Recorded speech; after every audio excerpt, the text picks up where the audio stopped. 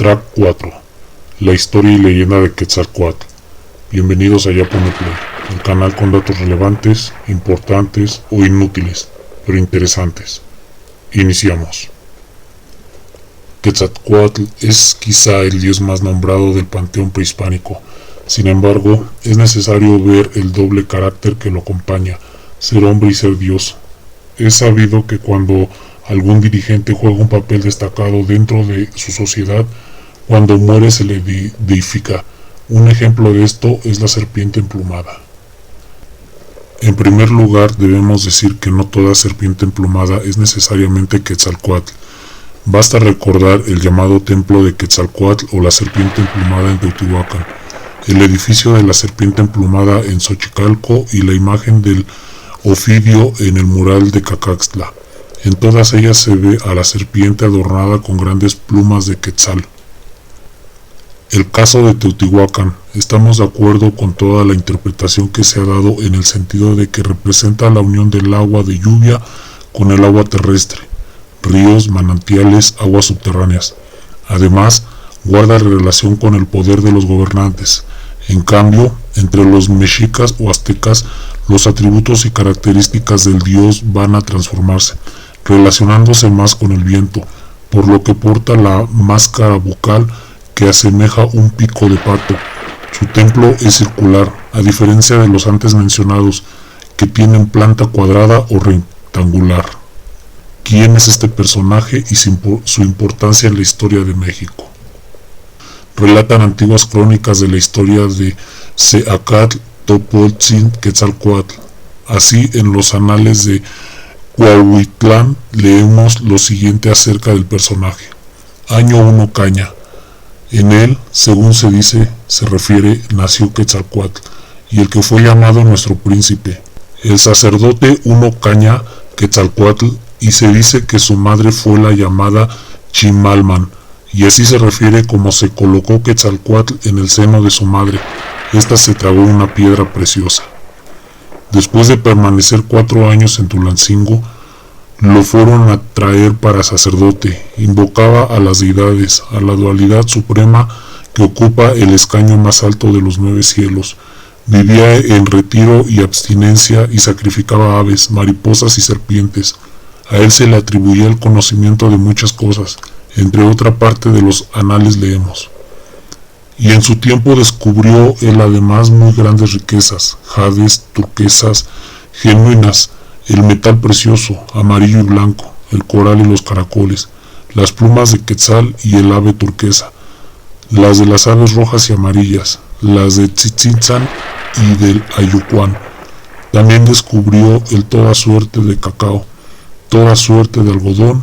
Muy grande era el tolteca en todas sus creaciones. Tanto en los anales como en la historia general de las cosas de Nueva España, de Fray Bernardino de Sahagún, vemos cómo se empezó a conspirar en contra de Quetzalcóatl. Un hechicero de nombre Tezcatlipoca, según la primera versión, le muestra un espejo, y al ver su rostro con grandes ojeras y los ojos hundidos, Quetzalcóatl, apesadumbrado, exclama: «Si me ven las gentes del pueblo mío, ¿no habrán de correr?». Las crónicas coinciden en la llegada de otros hechiceros que lo invitan a tomar una bebida fermentada. Quetzalcóatl se alegra y ya borracho pide que traigan a su hermana Quetztlaltepetlatl, que hacía penitencia en el cerro de los Nonohualcas. Juntos se embriagaban y yacen juntos. Cuando Quetzalcóatl recobraba la conciencia, llora y emprende la marcha hacia el oriente, en busca de la tierra roja y negra, el Tlillán, Tlapayán, en donde se iniciara.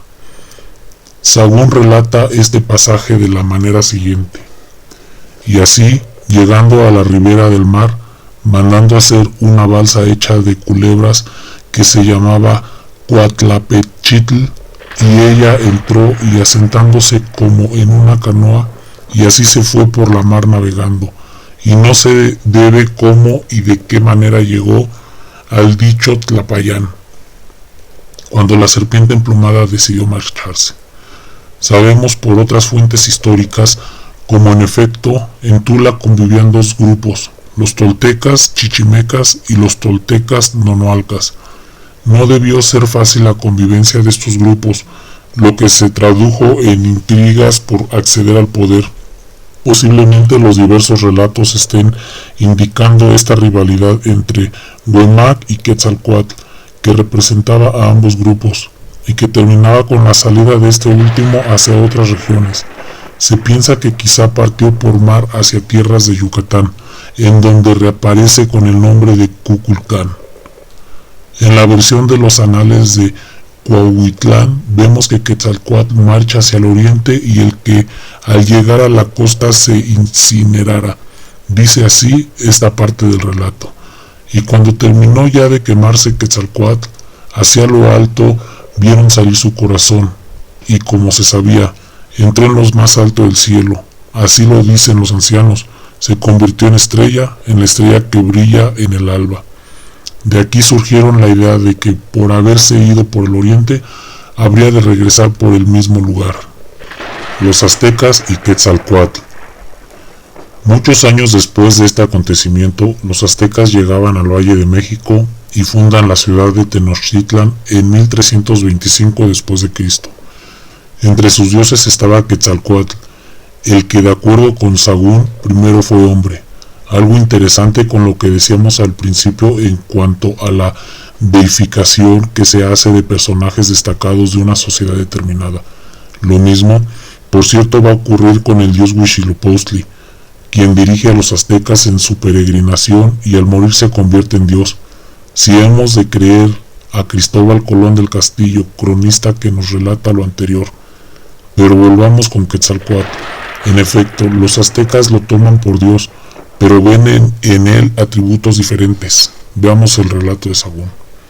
Este Quetzalcóatl, aunque fue hombre, teníanle por dios y decían que barría el camino a los dioses del agua, y esto adivinaban porque antes de que comienzan las aguas hay grandes vientos y polvos, y por esto decían que Quetzalcóatl, dios de los vientos, barría los caminos a los dioses de las lluvias para que viniesen a llover. Sobre las características de la deidad, porta un gorro cónico al estilo huasteco, recubierto de piel de jaguar. Tiene una especie de máscara bucal que semeja el pico de un pacto. Lleva el brazo una rodela y trae el joyel del viento. Su templo circular se encuentra frente al templo mayor de Tenochtitlan, pues cuando el sol iba a salir en Teotihuacán por el sacrificio de los dioses, solo dos deidades señalaron con certeza el lugar por donde saldrían. Fueron ellos, Echatl, Quetzalcóatl, Xipe-Totec. El templo del primero mira hacia el rumbo del universo, el segundo lo rige y se identifica con el color rojo. Estos son algunos puntos importantes para comprender mejor esta historia. El culto durante el preclásico y el clásico en Mesoamérica reúne al parecer la presencia de la serpiente emplumada, es decir, la unión de las aguas pluviales y las terrestres, lo cual, entre los pueblos agrícolas mesoamericanos, era indispensable para su propia supervivencia. La serpiente se identifica con el agua que corre por la tierra, ríos y manantiales, en tanto que el plumaje verde se refiere a las aves de plumaje precioso que, al igual que las nubes, surcan el cielo y son portadoras de la lluvia. Las representaciones conocidas en Teotihuacán, Xochicalco o Cacaxtla parecen atender a este carácter. Es la expresión de los pueblos agrícolas. Con la presencia de esta dualidad, vemos en Tula a un personaje que lleva por nombre Seacatl Topitzin, hijo de Chimalma, que es llevado a gobernar y a fungir como sacerdote en aquella ciudad. Se le atribuye sabiduría y recato, y seguramente al ser considerado como sacerdote supremo, adquiere el nombre de Quetzalcóatl. Es así como este hombre gobierna en Tula y va a ser blanco de intrigas que terminen por obligarlo a abandonar la ciudad y partir hacia la costa. Todo esto depende de su carácter de hombre. A partir de su llegada a la costa, entramos al terreno del mito. El personaje se incinera o se abarca, pero adquiere el carácter de deidad.